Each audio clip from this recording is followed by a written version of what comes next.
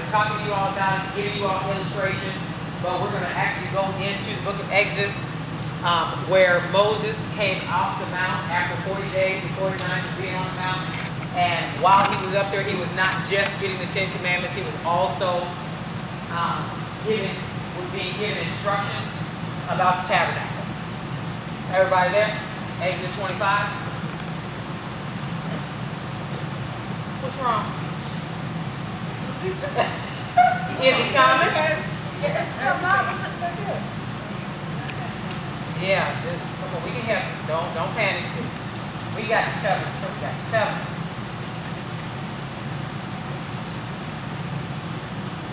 All right. All right. It's just the second book of the Old Testament, Genesis and then Exodus, chapter 25. We're going to start in verse 1.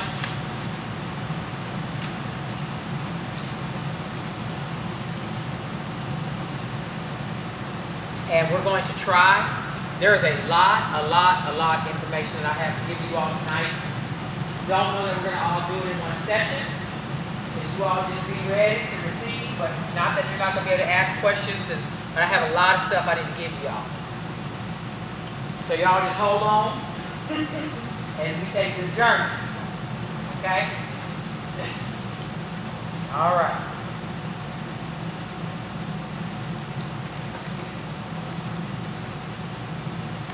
Okay. Is everybody there? Exodus chapter 25. Starting in verse 1. And the Lord spake unto Moses, saying, Speak unto the children of Israel that they bring me an offering of every man that giveth it willingly. I want you to mark that in your Bible. With his heart, ye shall take my offering. That's a very important. The offering that's given had to be a willing offering. It could not be one that was coerced or forced or felt obligated to do so. They had to be willing of their heart, in their heart, to give of this offering. Verse 3, And this is the offering which ye shall take of them, gold and silver, and brass, and blue, and purple, and scarlet, and fine linen, and goat's hair, and ram skin dyed red, and badger skin, and shittim wood, oil for the light, spices for the anointing oil, and for sweet incense, onyx stones, and stones to be set in the ephod and in the breastplate. The nation of Israel is out in the wilderness, walking around, following God. Where did they get that stuff from? They got it from where? They got it from Egypt, and how did that occur? When they left, come on, give us some more information. Okay, which is why I'm doing this, because everybody does not know that. So okay, so how did that come about? Come on. I know I got some more scholars. How did it come about? How did they have that? Now remember now, back in this time, they didn't have, the medium of exchange was not money, currency like what we have. Okay? So then everything was, it was always gold, silver, brass. It was exchanging for goods and services. It was fine linen. It was cloth. It was jewelry. That's what they had. Okay? They didn't have coins. Didn't have paper currency like we have today. Offering still the same. So whatever you have is the offering. Now there is a particular offering that God wanted, because we've got to understand that we're getting ready to build the tabernacle. So see all these things that God is saying, here's the offering that I require. It's going to be the things that are going to be needed to build the tabernacle. Okay? So that's why he's asking for these specific things. Now, seeing as this is God, obviously he knows they have it. Okay? So seeing as he knows they have it, it had to come from somewhere. Alright? Gilchrist said it came from Egypt when they left. How did that come about? How did they get it? Now remember, when they were in Egypt, they were in slavery for 430 years. They didn't get paid. Well, I mean, they were in slavery. They were in bondage. So they weren't getting paid. So how did they come about getting it? Did they steal it? Okay, how we get it? I'm sorry?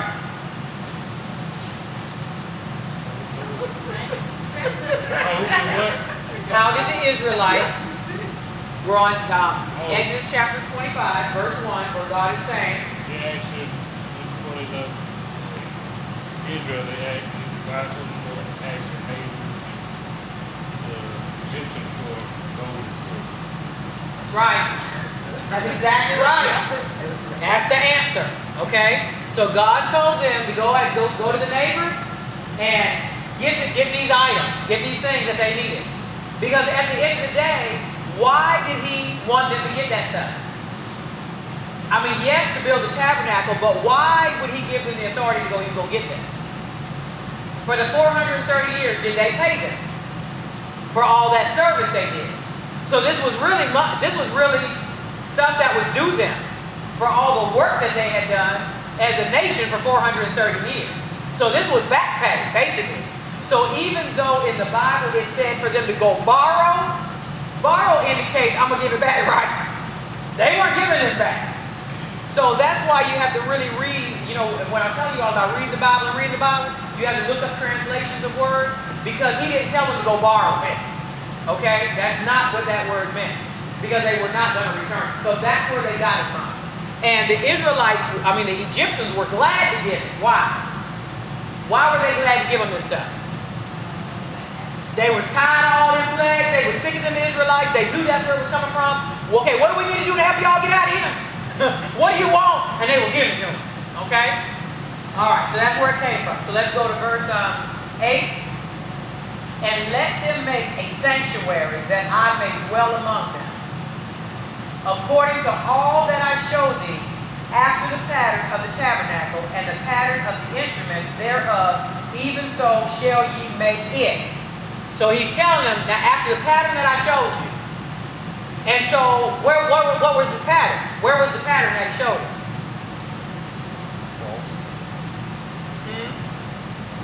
The pattern for the tabernacle.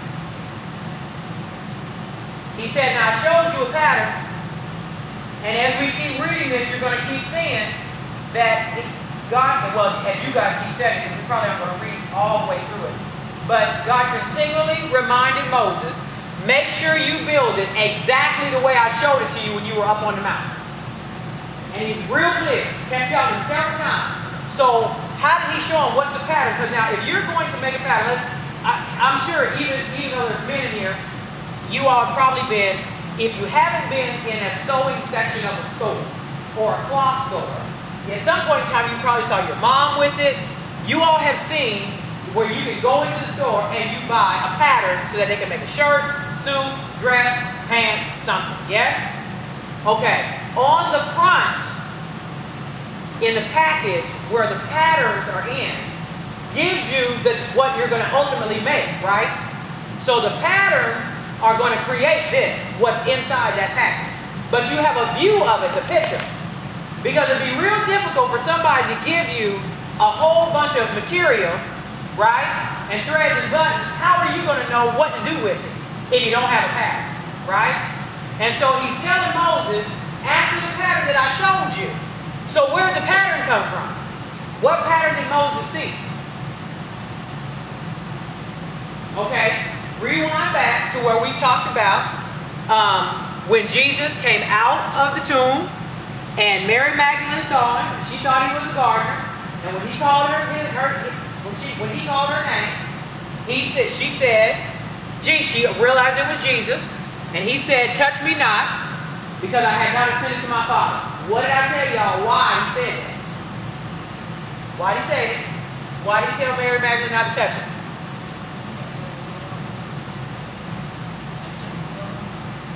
He had to sprinkle his blood. Where? On the mercy seat. Where? In the tabernacle. Where? In heaven. Right?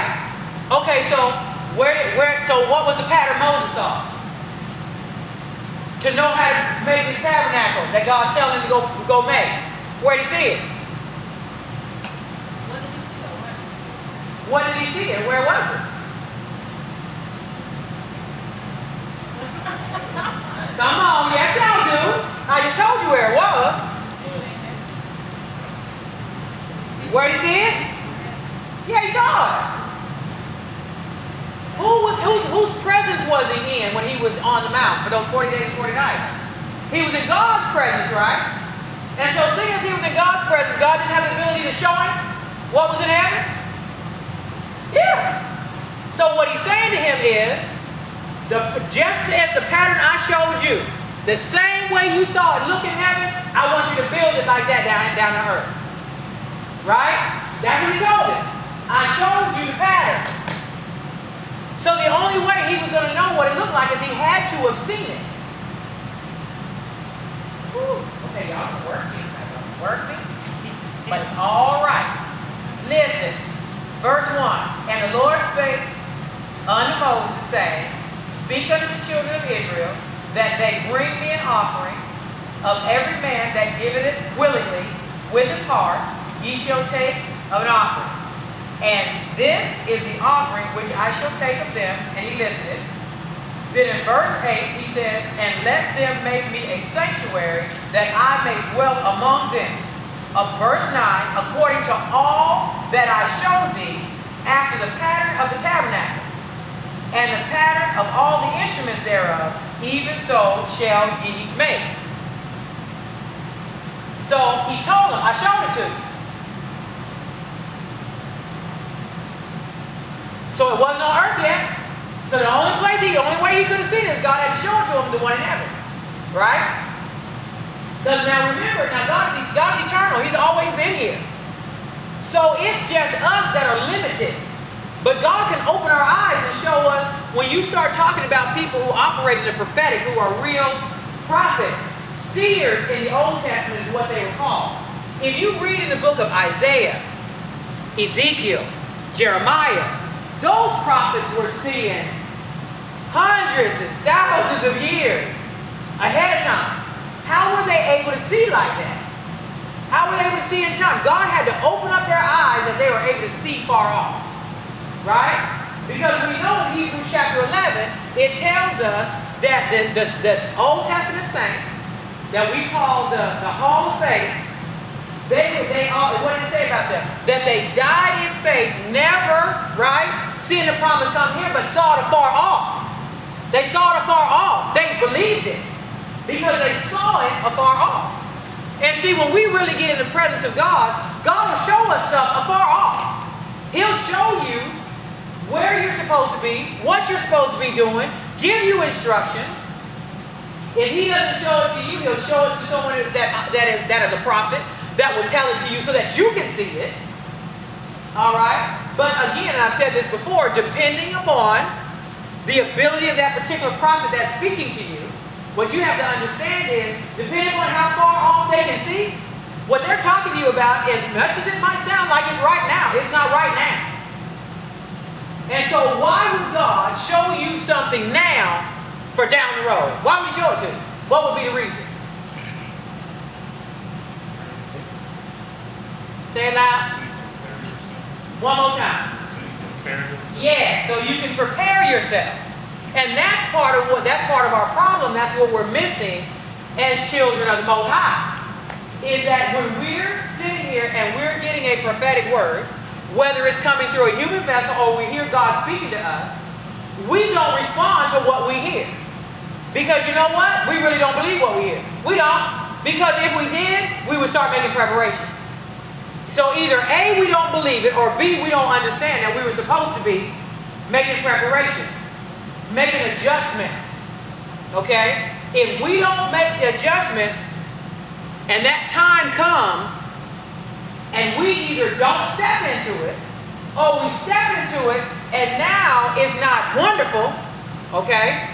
And we're wondering, okay, so what was so wonderful about I was supposed to do this? Because you still have stuff attached to you, so that, and I'm sure you guys have probably heard someone say, that your gifts will take you where your character can't keep you. Have you heard it? Your gifts will take you where your character can't keep you. So one of the reasons why we have gotten, the main reason why we've got to spend time in the presence of God is because we have stuff in us that if we get to our assignment and we've got this stuff, don't you know that the enemy can take you out? Because remember, I've said to you all over and over, when it was time for Jesus to step into his ultimate assignment, why he was here. Because at the end of the day, he came to die. That's why he came. Now, in the process of that, yes, he discipled the 12, he healed, right? He delivered, he did all of that. He did open blind eyes, open deaf ears, cast out demons, raised people from the, he did all of that, but that wasn't his assignment. He did that on his way to his assignment. The assignment was to come and die. That was the assignment. So when it was time for the assignment, what did I tell you all? He went into the Garden of Gethsemane, right? Entreated the Father. If there's any way we can do this any other way, but not thy will, but my will, but thine be done. He did that 3 times until he got his human side to get in agreement with the Father. Because his human side wasn't. Remember, he was 100% God and 100% man. So his human side was not ready to submit. And the time was short. It was time to go into action. But he knew that there was still this in me, that this was going to be a problem. So he went in the garden by himself. He didn't let the 12 come. And even the 3, Peter, James, and John, that were the closest to him, they couldn't go in with him. Because when you really go in, you can't take nobody with you. You're going in by yourself.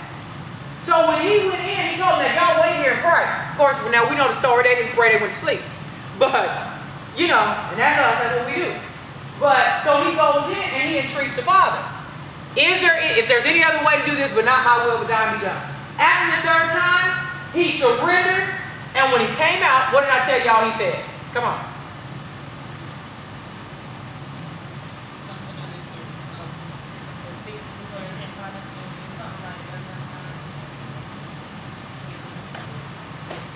The prince of this world coming, and he has nothing in me.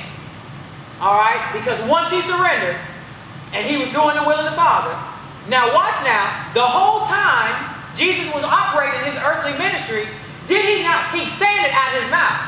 That I'm here to do the will of the Father. Is that what he said? So he kept telling everybody, my food is to do the will of the Father. He kept saying it. But when it came down time, I want y'all to see his human side, because this is what we look like.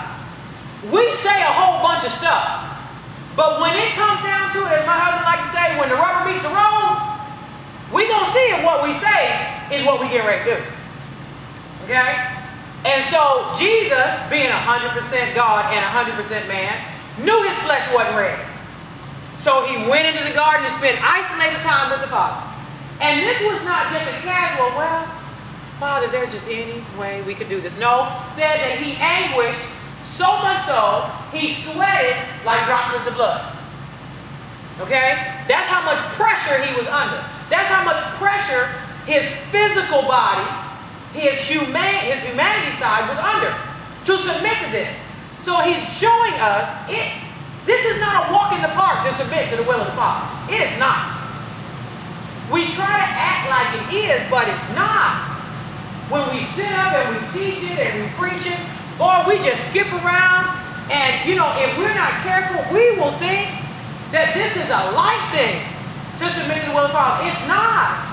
It's not. Because submitting to his will means every single thing in you, spirit, soul, body, is in alignment and ready to go about doing the Father's business. Giving up, what did I tell you all the cross was representative of? What did the cross represent? Pain, suffering,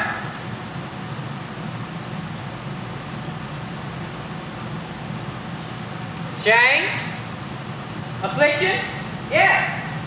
And so, what did Jesus tell us? If you're going to come after me, you're going to have to deny yourself, take up your cross, and follow me. He left us an example how we're supposed to walk, same way he did. And so for us to truly disciple right, we're going to have to deny ourselves, and denying yourself is harder than what you think. It is not that easy.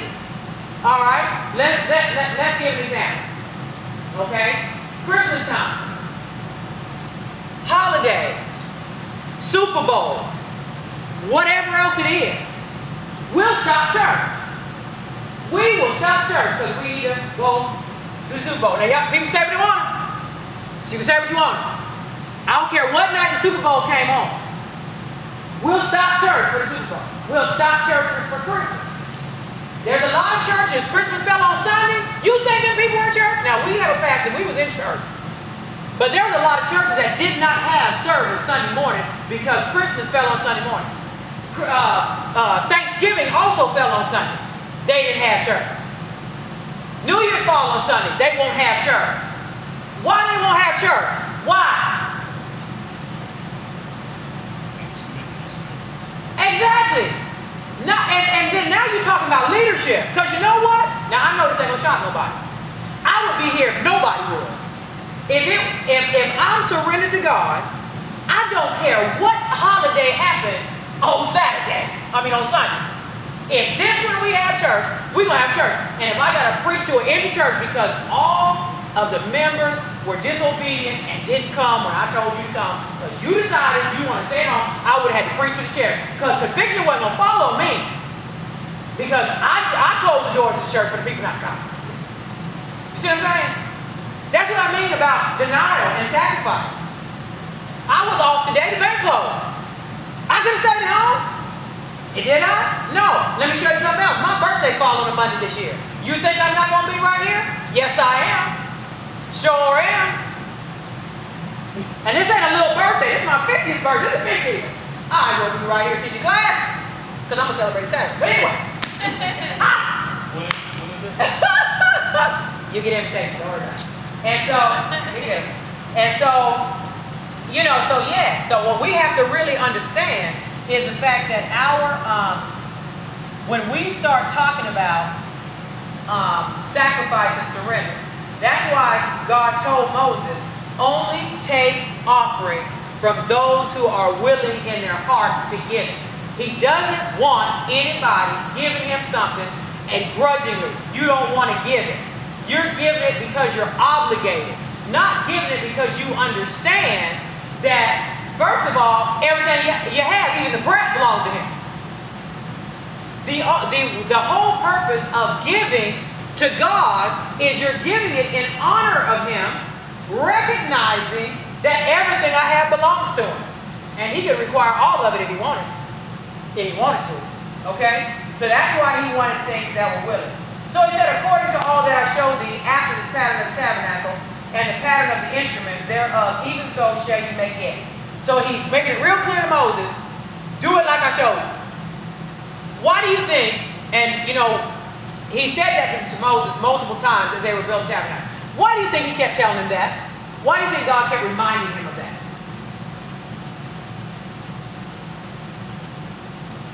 I'm trying to teach y'all about focus. Why do you think God kept saying to Moses? Because this is not the only time. If you research the scripture, there were several times in scripture where God kept telling Moses the same thing. Build it the way that I showed you when you were on the mountain. Why do you think he kept telling him that? So he was going to inform something? That and what else? Obedience, yes. To do the right way.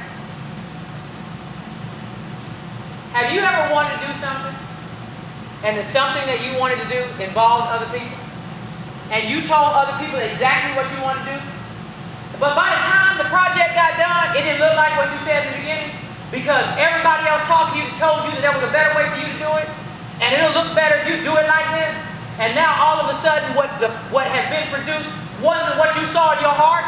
Wonder why that happened.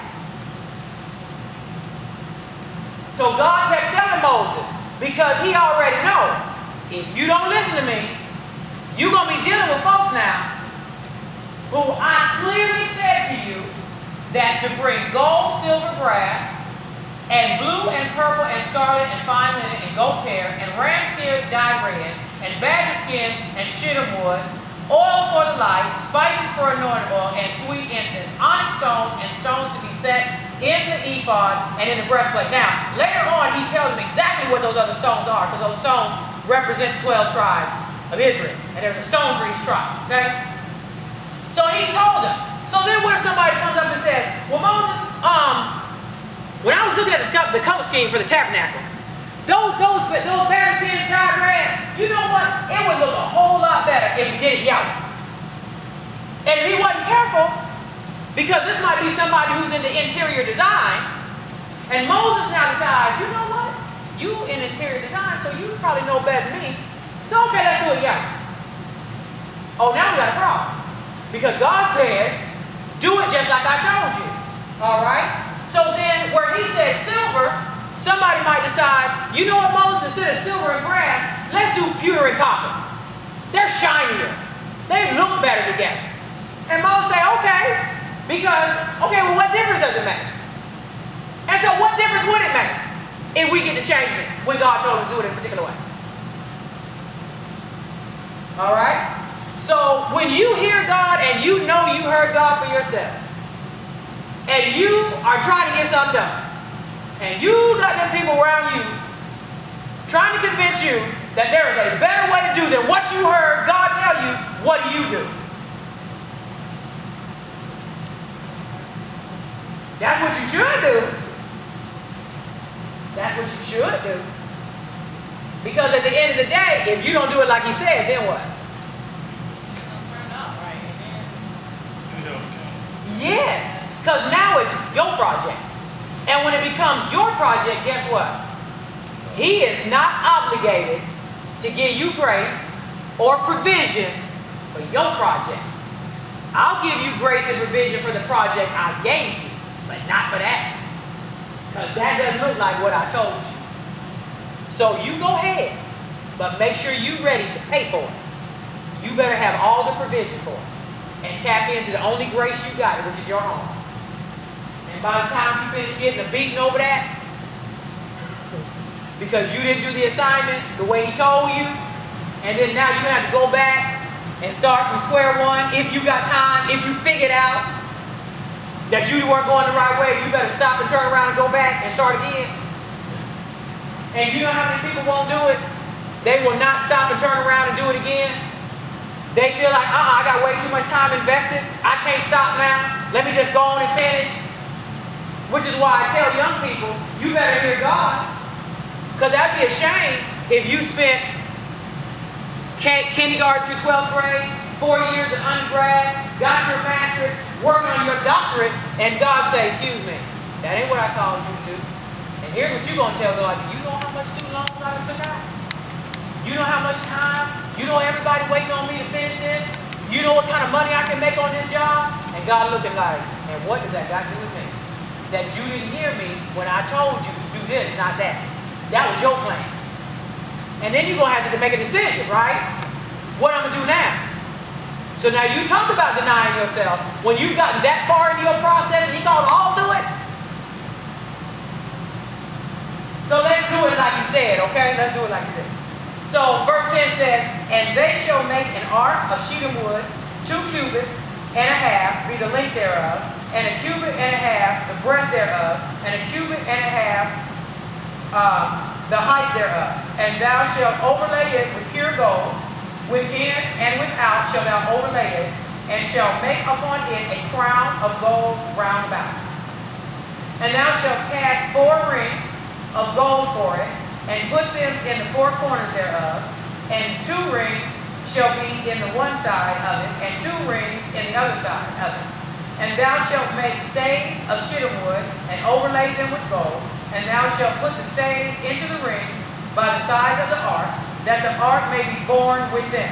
So what he's saying is, after you build this ark, that is made of shittim wood, that is overlaid with gold, that has a crown, so what he's saying is, you've got the wood, you've got an overlay with gold, and then around the edges, it looks like a crown. Then there's 4 rings here, there's 2 rings here, and there's 2 rings here. And what goes in those rings are poles that are made of shittim wood, covered in gold. They're put through those rings so that when the ark is transported, they're going to carry the ark with those poles. Why are they going to carry the ark with the poles? Why we can't just pick up the ark like this and take it where we're going? Why we got to carry it with like he said?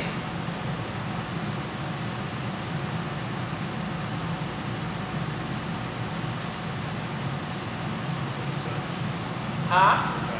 So you don't touch it? Because at the end of the day, what's the ark? Why should you not mess around? Why should you not be touching it? Why? That why?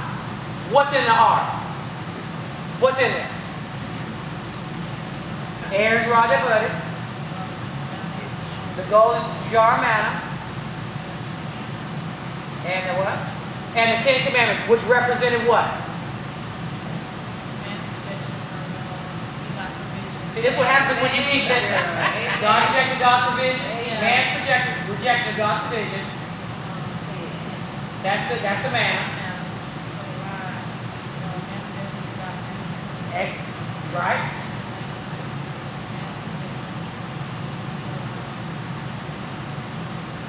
You're doing good. You're doing good.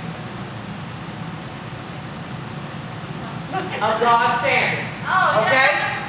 So, inside that ark is judgment. Right? So you mess around and touch it, you touch it, judgment. And if you touch judgment, guess what's going to happen to you? You're going to die. So, he made provision.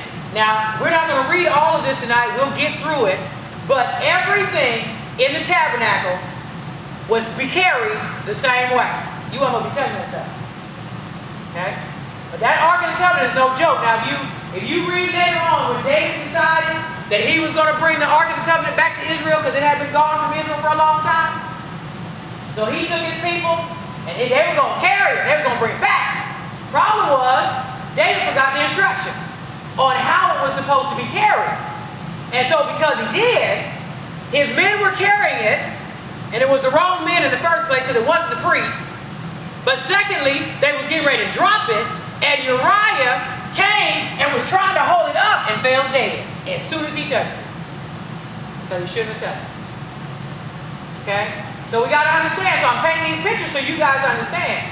This is how important it was that Jesus died for us and sprinkled his blood on that mercy seat, because the only thing that comes that appeased God's judgment, because it said without the shedding of blood there's no remission of sin.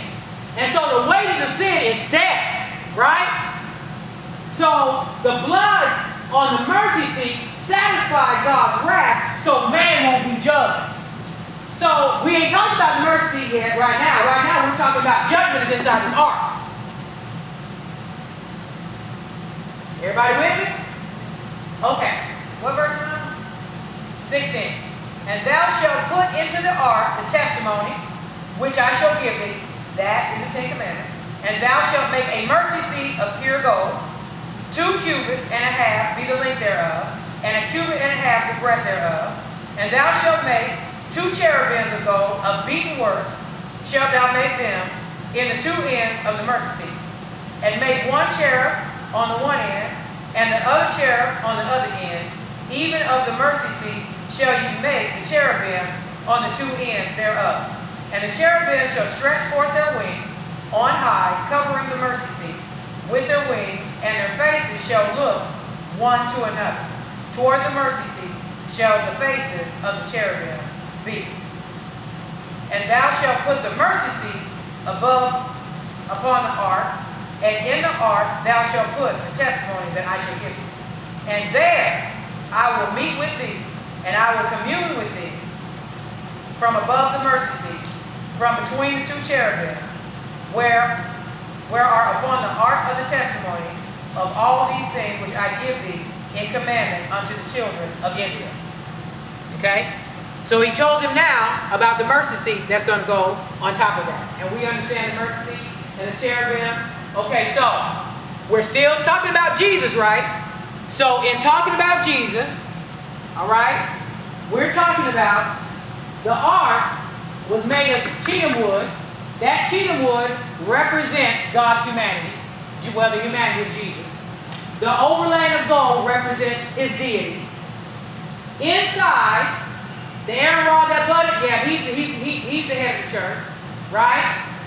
He's the King of Kings and Lord of Lords. That man, that provision, he's our provision. He's the Word made flesh, right? Those 10 Commandments, that's his word, that's his standard. All of that represented him. Now you've got the mercy seat on top of the judgment. It's his blood that went on the mercy seat.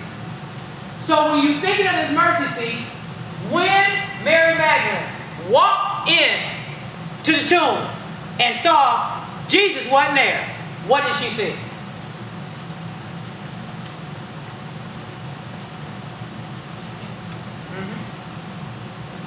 Where Jesus was laying. What she see? What else she see? It, right? So close. What else she see? 8. Okay, I just tried the mercy seat thing. So how many angels do you think were there? Oh, and where were they sitting? Okay, so they laid Jesus out. They laid him out now. Come on. So I just told you what the mercy seat looked like. So Jesus was laying here, but he was gone now, but his clothes were still there. And she saw 2 angels. Where were they sitting? One end on each side? Yeah. So she was seeing the ark then. Amen. Because wasn't him dying God's mercy extended towards us? Didn't I tell y'all mercy wasn't beautiful? Him dying and being laid there was God's mercy extended towards us. That the whooping we should have got, the punishment we should have got, the death we should have got, he did it for us. That's mercy. So when she walked in, she ain't know it. What she saw was the mercy seat, where he had laid, and them angels sitting right there, one at the foot and one at the head where he laid at. See what I tell y'all about reading the Bible and reading the Bible? Because when we read that scripture, it don't mean anything to us if you don't know them. That's why I say when somebody tell you that they just read the New Testament, they don't read the Old Testament, you better run. If they tell you that they read the Old Testament, don't read the New, you better run. Because if you don't read, if you don't understand and connect the dots, you'll never get it. And what makes it so bad is us saints in the Most High God, we read the scripture because we still don't know. We read. It didn't mean anything to us that, okay, when she went in there was 2 angels sitting there, and one was at the city where his head was, and one was where his feet were. And none of us referenced it back, none of us, to the mercy seat, not realizing what she saw. And us either. Okay? That's what she saw. She saw the mercy. Are we ready to go on? So, the table of showbread. So now, let's go back to the tabernacle. So y'all know for the last few weeks we've been inside the tabernacle. We've been in the Holy of Holies. And I said, when we make our confession of faith, we don't start in the outer court. We already in the Holy of Holies, right? So we've been communing with God. And I was trying to figure out how God was going to let us out. Because I didn't know. I didn't know. I was trying to figure out how we're going to make it out. So I wait on it. So I wasn't getting out. I was going to stay right there. So now he done showed us how to get out. So he showed us how to get out. So the next thing that God talks about is the table of showbread. So verse 23 says, Thou shalt also make a table of shittim wood. 2 cubits shall be the length thereof, and a cubit the breadth thereof, and a cubit and a half the height thereof. And thou shalt overlay it with pure gold, and make thereto a crown of gold round about it. So now y'all see the table. It's made of the shittim wood. It's overlaid with gold. Sounds just like mercy, right? No. It sounds just like the ark, right? Same makeup. So if the ark is made of wood and it's overlaid with gold, and I told you it was a representation of Jesus, and now I'm telling you about the table of showbread, and it's made of wood and overlaid with gold, what that represents? Yeah, I'm just trying to make sure y'all listen. So we still talking about Jesus, right? All right. And so, verse 25, And thou shalt make unto it a border of an handbreadth round about, and thou shalt make a golden crown to the border thereof round about. And thou shalt make for it 4 rings of gold. We see again? And put the rings in the 4 corners that are the 4 feet thereof. Over against the border shall the rings be for places of the staves to bear the table. And thou shalt make the staves of shittim wood, and overlay them with gold, that the table may be borne within. And thou shalt make the dishes thereof, and spoons thereof, to cover withal of pure gold shalt thou make them, and thou shalt set upon the table of showbread before me also. Now, I'm going to tell y'all something that God showed me, and I just got really, really excited about it, and I've been excited to tell you guys about it. So, go to Psalm 23, 5.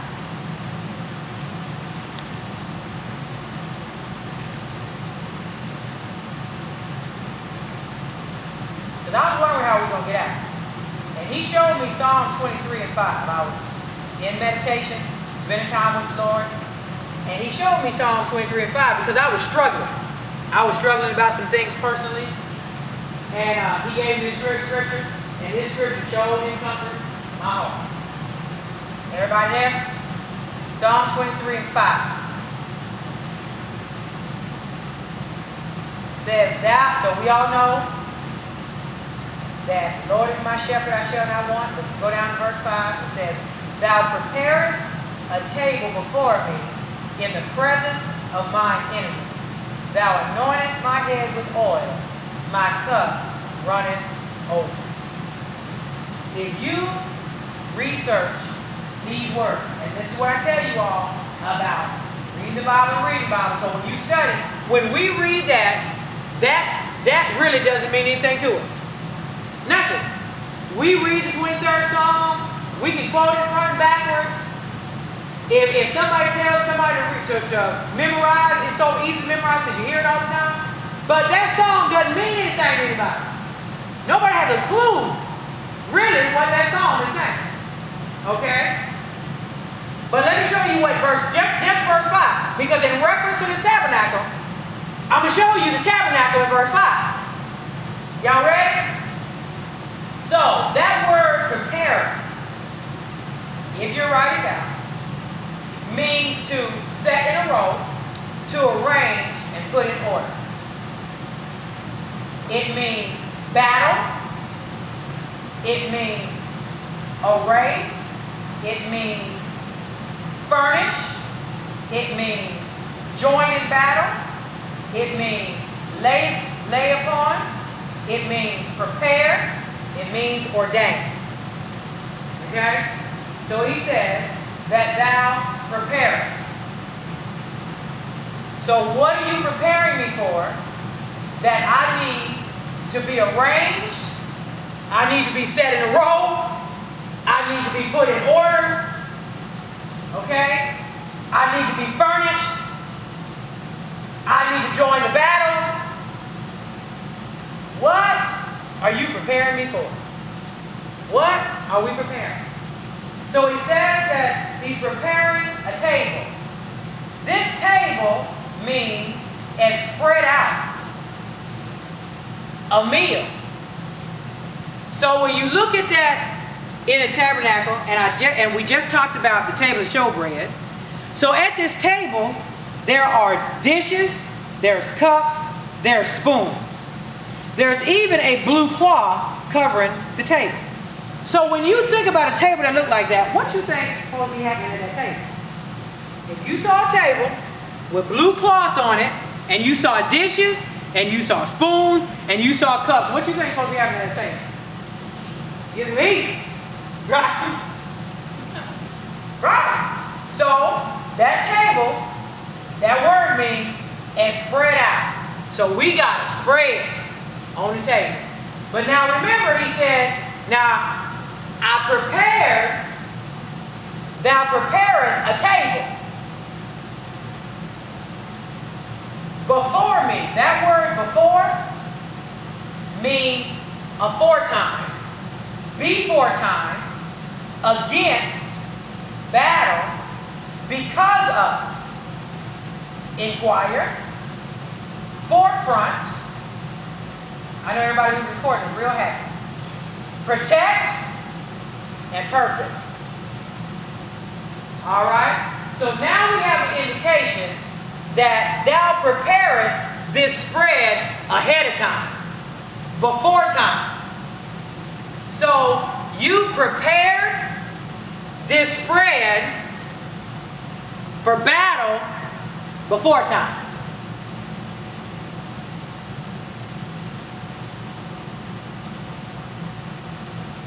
Y'all ready to keep going?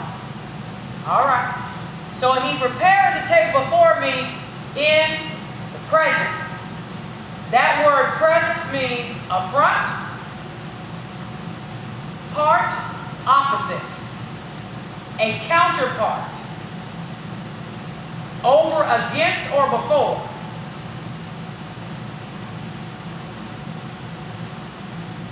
Far off, over, view. So thou hast prepared this spread before me in the presence of mine enemies. That word enemies means adversary, affliction, besiege, bind up, distress, oppress, pains, shut up, be in straight trouble. So now you get the image of, so thou preparest a table, this spread, before time, ahead of time, for time, in the presence of my enemies. So now when we talk about what this table looks like with this tablecloth on it and these accompaniments, the dishes, the cups, the spoon, and we were talking about eating. So what's on the table is provision, right? So when we start talking about eating, what is the posture when you eat? What are you doing at a table? You're sitting down, right? You're sitting down. In the presence of my enemies that are across the table. So didn't we say that, didn't we talk about prepares, we talked about a battle? And when we talked about before time, we talked about a battle? So we at the table with provision in the presence of my enemy. And that table was prepared before time. I'm just going to keep letting y'all have Selah moments because you need to have these Selah moments because you need to really digest this now of what you see. So what you're seeing is that before the trouble even came, God has already made provision ahead of time. I don't know if provision is there. I don't even know trouble. But because God is eternal and He's all knowing and all seeing, God already knows if you walking and you going in the direction that I sent you, trouble coming. Because trouble is not going to let you get to destiny. Trouble is going to get in your way. I got to cry something out. Okay? It's going to get in your way. Because trouble, your enemy, doesn't want you to get to destiny. But before time, provision is already there. So I said before you got there, I've already taken care of the situation. Got it. You just keep doing what I told you to do. So when trouble comes, all you got to do is access the help that's already there. Because I put it there before time. Because I already knew you were at it. Ain't nothing surprising him. Go ahead. You got it recorded, baby. Where? Okay, look at me. Hold on. Okay? Okay, go ahead. Give me a second. Yeah.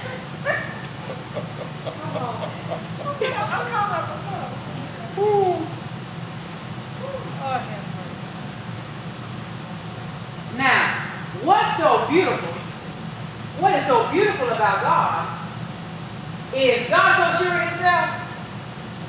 He's so sure of Himself that He laid out everything about you in front of the enemy. Everything about you. Because God ain't scared.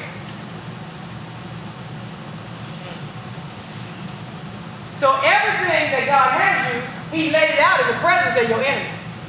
He didn't lay it out. He's not ignorant to it. The enemy knows. But everything you need is in the presence of your enemy. Okay, Sister Valerie, back that up. Go to Job, chapter 1, verse 8. Because I'm going to back up what I said now. Because y'all know me. I don't just tell y'all something, and I can't back up what I said, right? Y'all know this by now.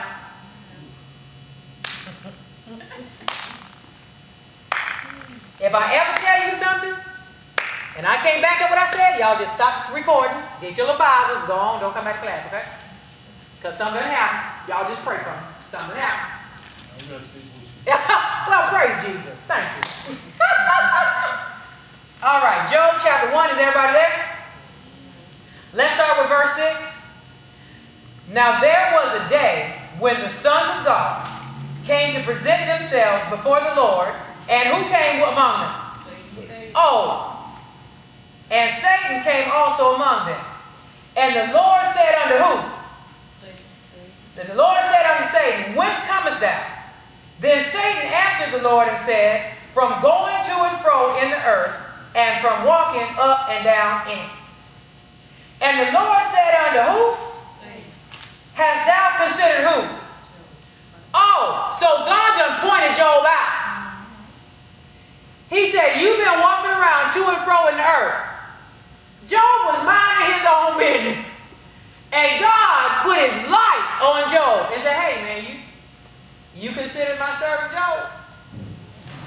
So he says that there is none like him. Not bragging on him, rubbing it in his face. There's none like him in the earth, a perfect and upright man, one that feareth God and escheweth evil. This is what Satan said. Then Satan answered the Lord and said, does Job fear God for nothing? Hast not thou made an hedge about him, and about his house, and about all that he hath on every side? Thou hast blessed the work of his hands, and his sustenance is increased in the land. So he's saying, now we know Job was the richest thing in the land, right? We know that from reading scripture. And we read the first 5 verses. So let's go back. There was a man in the land of Uz, whose name was Job, and that man was perfect and upright, and one that feared God and eschewed evil. And there were born unto him 7 sons and 3 daughters. His substance also was 7,000 sheep, and 3,000 camels, and 500 yoke of oxen, and 500 she-asses, and a very great household, so that this man was the greatest of all the men of the east. So he was the it. Of all the men of the east, Job was it. And God has a conversation with Satan and says, hey, have you considered my servant Job? So Satan now is challenging God and saying, okay, does he fear you for nothing? Because right now, everything's so wonderful with Job. You blessing him. You increasing all the works of his hand. Everything he doing prospering. He ain't had no trouble. So seeing as he hasn't, why is he fearing you? Why would he fear you? Being honored and respected. For what reason? Are you sure?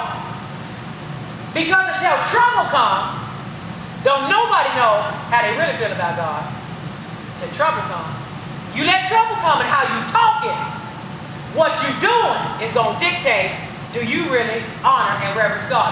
Do you trust him for real with your life? Do you? So Satan is saying, he really don't have any reason to fear you because you blessing him so. He says, verse 11, but put forth thine hand now and touch all that he hath, and he will curse thee to thy face. And the Lord said unto Satan, behold, all that he hath is in thy power. So now, God has given Satan permission to touch everything he got. Everything. Because Satan can't touch nothing you got unless God give him permission. Y'all know that? God has to give him permission to touch you. Did y'all know that? He can't just run up on a child of God on his own. He's got to have permission. If not by God, by you. There's 2 people who you can give permission, he can give permission from. He can get permission from God, and he can get permission from you by what you're saying and how you act. Okay? So he says, and the Lord said unto Satan, behold, all that he hath is in thy power, only upon, now watch now, this is how cool God is. He gave a limitation now. Only upon himself put not forth thine hand. So God said, now you can touch everything he got, but you can't touch him. That's what's so awesome about God. Now God's going to always limit Satan. He's only going to let him go so far. So just know when you're going through stuff, he's got a limitation. He can only do so much. Okay, so know that. So Satan went forth from the presence of the Lord, and there was a day when his sons and his daughters were eating and drinking wine in their eldest brother's house. And there came a messenger unto Job, and said, the oxen were plowing, and the asses feeding beside them. And the Sabaeans fell upon them, and took them away. Yea, they have slain the servants with the edge of the sword, and I only am escaped alone to tell them. So now he's saying, so the Sabaeans came and took all y'all, and he fell upon them, what was it? The oxen and the asses. Fell upon them, and all the servants that were taking care of those oxen and asses, he had to kill all of them, except for me. Now, why does Satan spare his life? So he can go tell Job what had happened. That's the only reason why Satan spared his life, because he wants Job to know. Here's what happened. So this is all in the same day. While he was yet speaking, there came another and said, the fire of God has fallen. Oh, look now. Now we're saying it's God now. Because now, did God really do this? Did God do any of this? Now, what Satan told him is, he said, put forth thine hand, is what Satan said. But what he really was saying to him is, take your hand away. Because the only way Satan could touch Job is God was going to have to remove his hand. Okay? So that's really what he was saying. So while he was yet speaking, there came another and said, the fire of God is fallen from heaven, and hath burned up the sheep and the servants that would take care of the sheep, and consumed them. And I only am escaped alone to tell thee. So now, within moments, I got two bad reports. Servants gone, like this money. This is like somebody coming and tell you, your house burned up. Oh, now your car burned up too. That's what that looked like for us. Okay? While he was yet speaking, there came another and said, the Chaldeans made out 3 bands and fell upon the camels, and have carried them away, and slain the servants with the edge of the sword, and I only escaped alone to tell thee. So now your house gone, your car gone, and now you got a piece slip on your job. You lost your job too.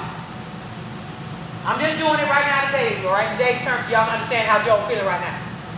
So now all of this is within a matter of minutes. Now you think that was tough enough right there? You think that was enough, don't you? That would have been enough for anybody. Okay. But while he was yet speaking, there came also another and said, thy sons and thy daughters were eating and drinking wine in their eldest brother's house. And behold, there came a great wind from the wilderness, and smote the 4 corners of the house, and it fell upon the young men, and they are dead, and I only am alone. Now my children gone. So now my house gone, my car gone, my job gone, and now my children gone too. Now how do you think you've been feeling about right now? So now you went from the wealthiest thing in the land to having nothing. In moments. Everything you got gone. Now, if you didn't know God, what do we do today? When the stock market fell a couple years ago, everybody's money was gone instantaneously within moments of time. What were them people doing? Shooting themselves. Sure was. Some of them got so bad, they went home and shot the wives and the kids in themselves. You not rooted and grounded, you don't know God, let some stuff happen. Alright? So it says, then Job arose. Because Job ain't moved up until this point. So now he done heard the whole story. Then Job arose and rent his mantle, and shaved his head, and fell down upon the ground and worshiped. Now, how many of us, after getting that news, would have been thinking about worship? How many of us would have did that? Anybody can sit up here and say they would have started worshiping? That would have been the first thing on your mind, was to start worshiping God. Would you?